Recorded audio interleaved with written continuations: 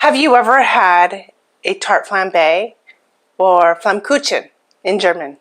Yeah, a tarte flambee is an Alsatian pizza with a very, very thin flatbread, crispy on the outside, and then it's topped typically with a mixture of fromage blanc and creme fraiche, and then it's got frizzled onions on top and often lardons.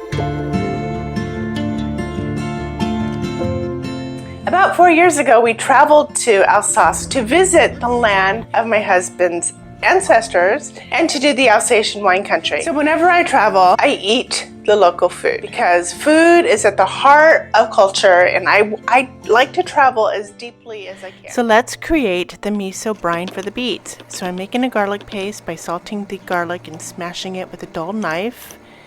And then I'm just using what's left of my miso. It's a white miso. Putting about maybe a teaspoon of maple syrup and just mixing it all together. I've already roasted and peeled my beets, and now I'm slicing them fairly thin. You could actually go thinner than that. It's really good. And then I mix everything together, the beets and the miso, and I get my hands dirty and I just play with my food. And then I season it with lots of black pepper and put it in the fridge for a couple of days, uncovered, so that it gets chewy. Fire! Fire! Before I smoke the beets, I like to rinse off the brine, and then I use a flour sack cloth to dry them out really well. You can use paper towels. And then I oil everything. I oil the barbecue pan and the beets.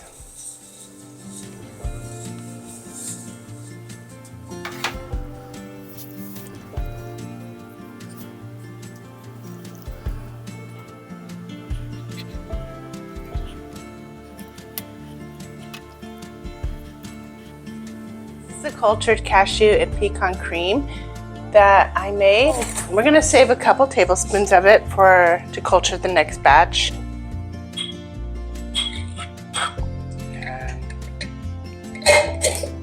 Put this in the fridge. So I'm going to salt it. Try about a half a teaspoon at first.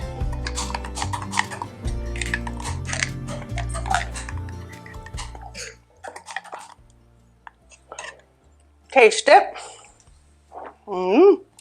That's good. That's good. Some nutmeg. You need just a pinch. You want it to have like a bechamel flavor. That's good. It's cheesy. You can put a little bit more salt in there.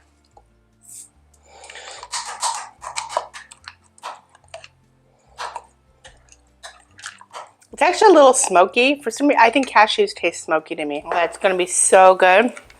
It's a perfect amount of tang. I fermented it for about 14 hours.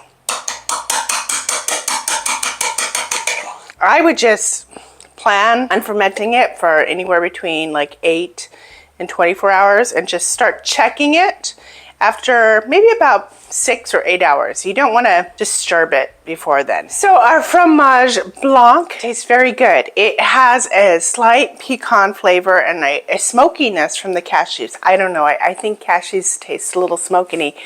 The cultured cashew cream has a little nutty flavor from the pecans, a little smoky flavor from the cashews that I think will complement really nicely with the beets, because we're not trying to totally replicate pork with our beets. We're just trying to create a beet version of lardons, and we're not totally trying to mimic the fromage blanc. We are trying to create something that would complement the beets. So it all goes together. There's no like shockers.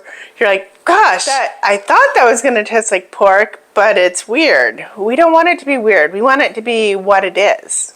I want the food to be real, to taste real. I don't want it to taste like fake anything. Like right now, I'm smoking the beets. They're still going to be beets. They're going to be beet lardons instead of pork lardons, but they're still beets. This is a watermelon mint kombucha that I just made, and I fermented it really well. It is so good. Oh my gosh. Oh, they smell bacony. Can you see them? Of course, you don't have to do all this. You could just do roasted beets. You can put in a little smoked paprika. The beets are going to taste good on the flatbread, just by themselves.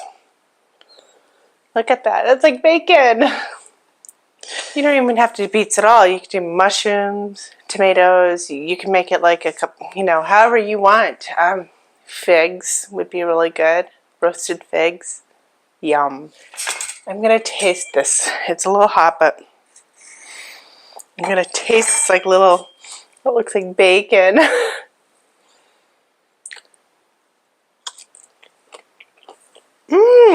That's really delicious. Wow. It's salty and smoky and crispy on the edges. Oh, perfect. I'm excited. It worked out. They are very like bacony without being porky.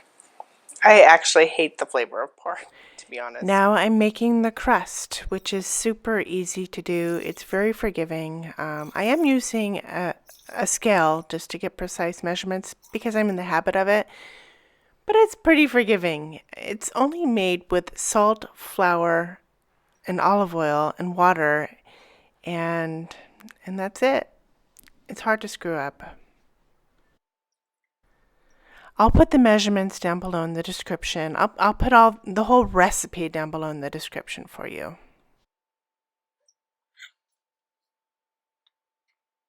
So if you've been enjoying this video so far, would you be so kind to hit that like button and perhaps subscribe and even hit the bell button so you'll be notified when I make new videos. I really appreciate it. It truly encourages me and it helps YouTube know that this is a good video for others to see. I let my stand-up mixer do the work for about 5 minutes on a low to medium setting. I just want it to be manageable before I knead it. I'm going to knead it for about 5 minutes, and then I'm going to form it into a ball and then divide it into 4 different balls and then let it rest for about 30 minutes.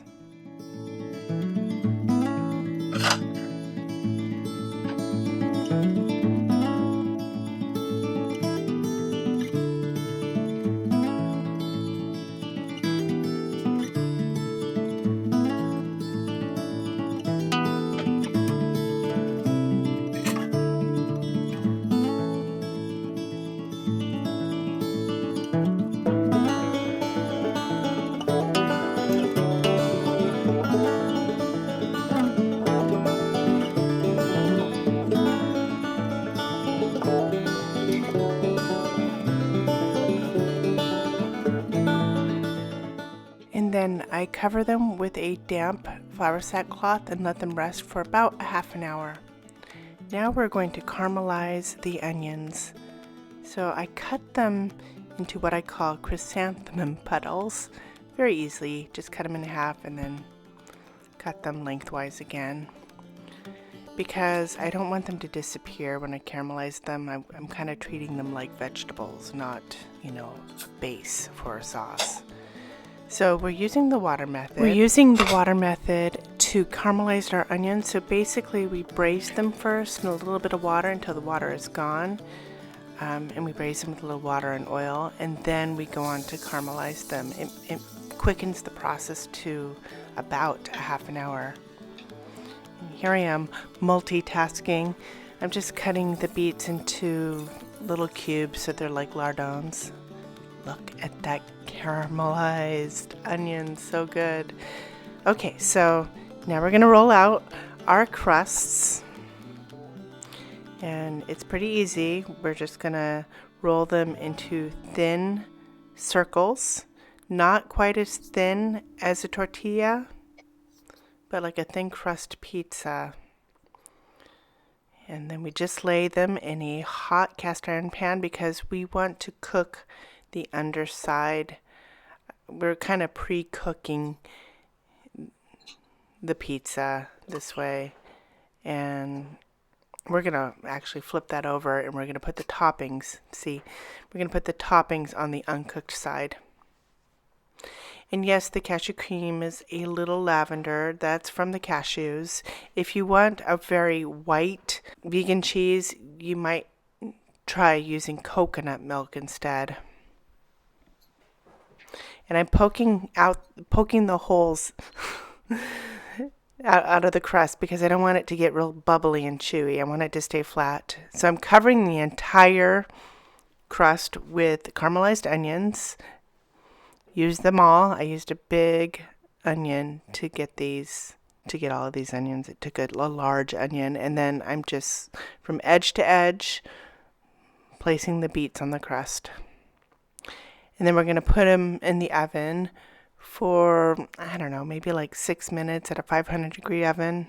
Just start checking it after 6 minutes. And that's a hot cast iron pan that it went into, and let's see how it turned out. Okay, now it's time to taste it. Sniff test first. Looks like I like it. I did like it actually. It's really, really delicious. I'm sad that the cheese is a little lavender-like, but it's still really, really delicious. I ate way too much of this.